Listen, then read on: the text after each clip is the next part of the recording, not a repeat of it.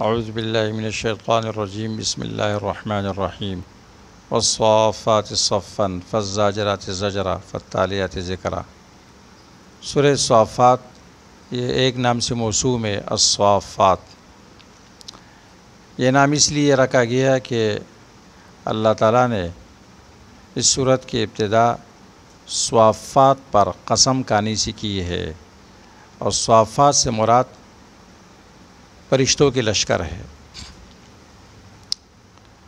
سورت کی ابتدا اللہ تعالیٰ نے اپنی اولیاء فرشتوں پر قسم کھانی سے کی ہے، والصافات صفا فالزاجرات زجرا فالتالیات ذکرا، جبکہ سورت کے اختتام اللہ تعالیٰ نے اپنے اولیاء کے اعزاز سے کی ہے کہ اللہ تعالیٰ اپنے اولیاء کو معزز بناتے ہیں ان کی طاعت کی وجہ سے اور اللہ کی ولایت کی وجہ سے۔ وَإِنَّا لَنَحْنُ الصَّافُّونَ وَإِنَّا لَنَحْنُ الْمُسَبِّحُونَ۔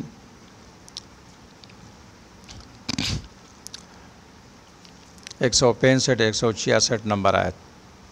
یہ اس وجہ سے اللہ نے کیا کہ اللہ تعالیٰ اپنے اولیاء اللہ کا مرتبہ بیان کرنا چاہتے ہیں کہ اللہ ان کے مددگار ہے اور اللہ ہی دشمن کے خلاف ان کی تائید کرنے والے ہیں۔ اس لیے سورت کا بنیادی محور عزت و اولیاء اللہ و ذل و صغار اعداء اللہ، اولیاء اللہ کی عزت اور اعداء اللہ کی ذلت اور پستی کا بیان۔ سورت کے موضوعات۔ نمبر 1، اللہ تعالیٰ کے اولیاء کا مرتبہ اور اس بات کا بیان کہ اللہ نے ان پر قسم کھائی ہے، فرشتے اللہ کے اولیاء ہے، والصافات۔ نمبر 2، کفار کے ہلاکت کے اسباب کا بیان۔ آیت نمبر 12، 17، 35، 36، 59 اور 70 میں اللہ تعالیٰ نے وہ اسباب بیان کیے ہیں۔ وہ اسباب کیا ہے؟ اللہ کے آیتوں کے ساتھ تمسخر کرنا، مذاق اڑانا، نصیحت سے اعراض کرنا، اور رسالت کے باطل دعوے کرنا، رسالت پر باطل ہونے کے الزام لگانا، بعض سے انکار کرنا، تکبر کرنا، نبی صلی اللہ علیہ وسلم کو پاگل اور شاعر کہنا، اپنے اسلاف کے اندھی تقلید کرنا، یہ ہلاکت کے اسباب ہے۔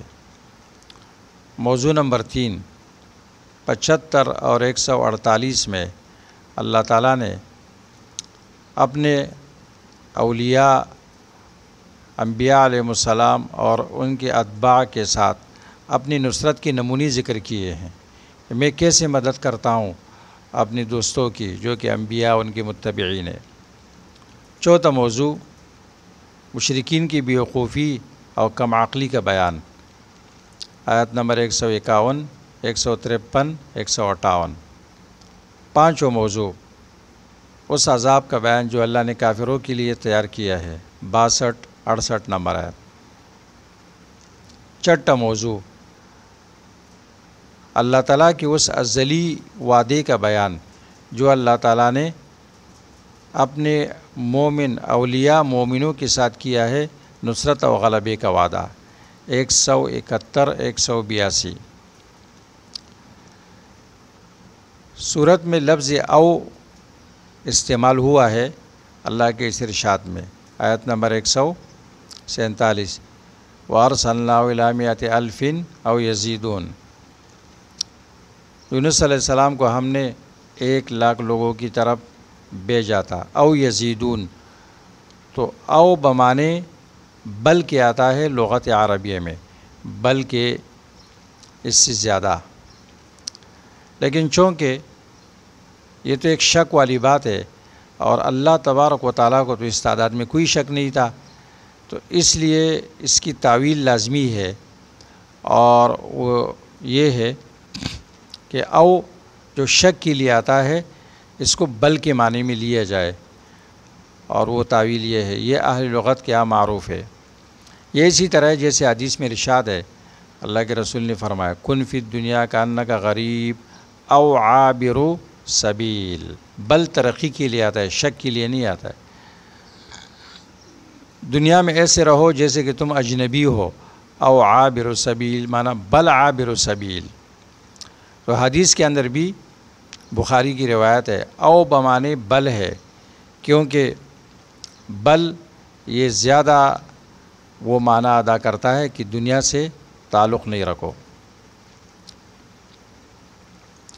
اس طرح صورت میں محسنین اور مخلصین اور مومنین کا وصف تکرار کے ساتھ بار بار آیا ہے۔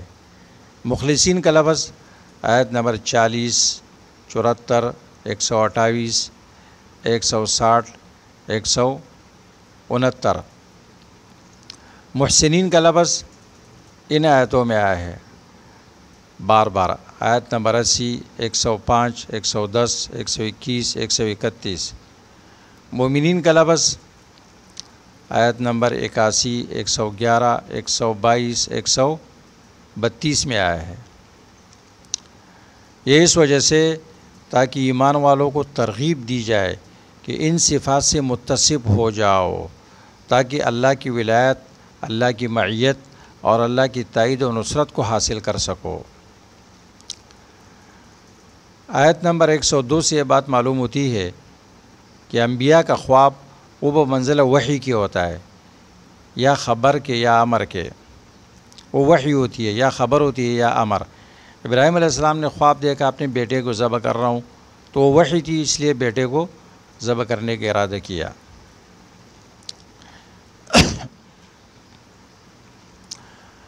اللہ تعالیٰ کے ہاں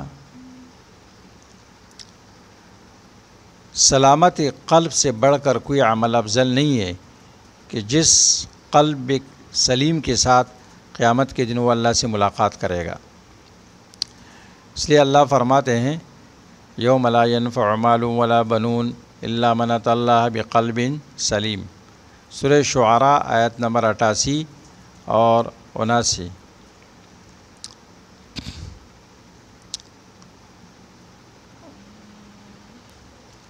ترمذی کے حدیث ہے، اللہ کے رسول صلی اللہ علیہ وسلم ارشاد فرماتے ہیں اشد الناس بلاء الانبیاء ثم الامثل فالامثل، سخت زیادہ ابتلاءات میں ابتلاء کے اعتبار سے سخت ابتلاء جن پر آتا ہے وہ انبیاء علیہ السلام ہے، پھر جو ان سے قریب ہو۔